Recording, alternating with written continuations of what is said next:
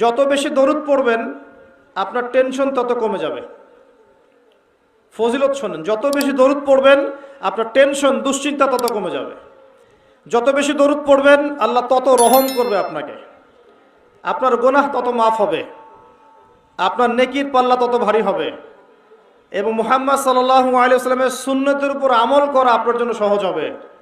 আর সবচেয়ে বড় কথা, কিয়ামতের দিন আপনার পক্ষে নবী সাল্লাল্লাহু আলাইহি ওয়াসাল্লাম স্বয়ং সুপারিশ করবেন ইনশাআল্লাহ, যদি আপনি বেশি বেশি দরুদ পড়তে পারেন। কমপক্ষে সকালে 10 বার এবং সন্ধ্যায় 10 বার পড়বেন আল্লাহুম্মা সাল্লি ওয়া সাল্লিম আলা নবিয়িনা মুহাম্মদ। আমি 3টা দরুদ পড়তে উৎসাহিত করি।